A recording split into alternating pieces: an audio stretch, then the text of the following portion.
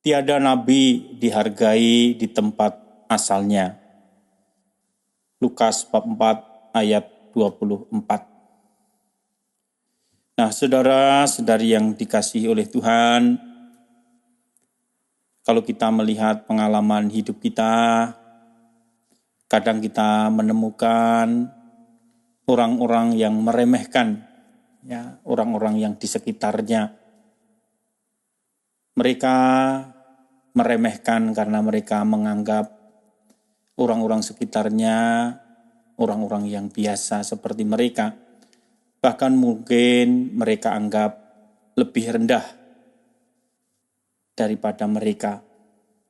Namun ada saatnya orang-orang ini tersadar ketika orang yang mereka anggap biasa-biasa menjadi orang yang menonjol karena prestasi atau karena kebaikan-kebaikan yang mereka berikan, yang selama ini tersembunyi dari pandangan mereka.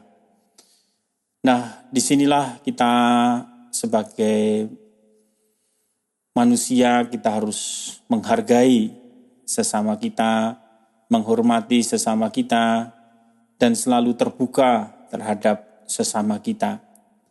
Mungkin orang yang ada di sekitar kita, kita anggap biasa-biasa, tetapi di baliknya semuanya itu ada hal yang juga Tuhan mau katakan kepada kita. Karena itu kita harus selalu mempunyai sikap mendengarkan, terbuka, dan memperhatikan sesama kita. Hari ini kita mendengarkan Injil di mana Yesus di tempat asalnya tidak diterima atau ditolak oleh orang-orang sekampungnya. Ketika mengajar di bait Allah atau tempat ibadat, orang-orang banyak memang kagum akan keindahan pengajarannya, akan kata-katanya yang menyentuh mereka. Namun timbul di dalam hati orang-orang sekampungnya, Yesus ini siapa? Dia kan hanya orang biasa seperti mereka. Dia hanya seorang anak tukang kayu, anaknya Yusuf, mungkin juga kerabat mereka di kampung itu. Seharusnya mereka bangga, punya orang yang sekampung tetapi mempunyai kemampuan yang luar biasa, bisa mengajar dengan menggetarkan dan juga dengan kata-kata yang indah. Namun mungkin ada sikap di dalam hati mereka, iri hati, cemburu, yang tidak mau melihat kebaikan orang lain, kesuksesan orang lain. Karena itu mereka pun sedikit menyangsikan Yesus.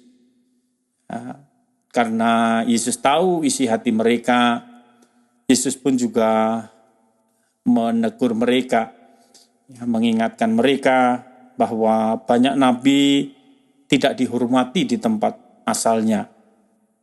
Dan Yesus memberi contoh Nabi Elia yang justru diutus kepada janda di Sarfat, bukan kepada janda-janda sebangsanya yang sedang kesusahan.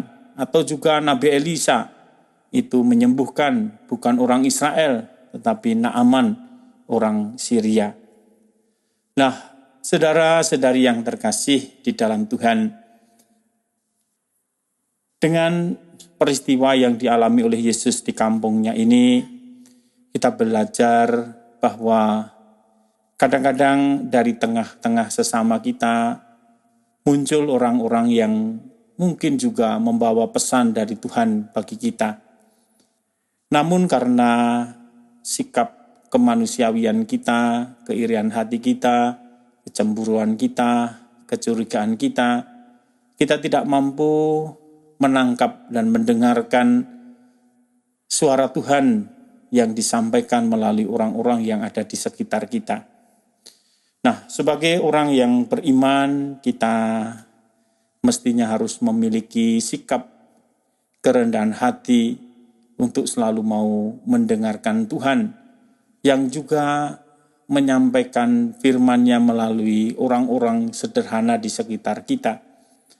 Kita selalu harus membuka hati kita, membuka pikiran kita, dan kita kemudian menyingkirkan prasangka-prasangka buruk di dalam diri kita.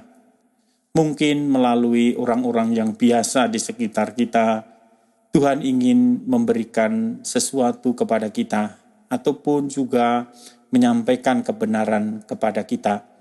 Dari diri kita dibutuhkan sikap kerendahan hati dan sikap selalu berpikir positif tentang orang lain.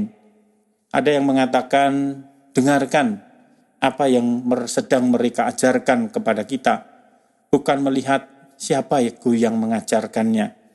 Nah, ini saya kira juga kita di dalam hidup bersama, kita saling belajar untuk mendengarkan suara Tuhan. Mungkin melalui hal-hal biasa, mungkin melalui teguran, mungkin melalui sikap perilaku orang lain terhadap kita. Yang perlu diperhatikan, kita selalu tetap mengarahkan hati kita kepada Tuhan, yang ingin membimbing, menuntun, mengarahkan hidup kita. Dan kita harus selalu rendah hati dan berpikir positif tentang orang lain. Tuhan memberkati.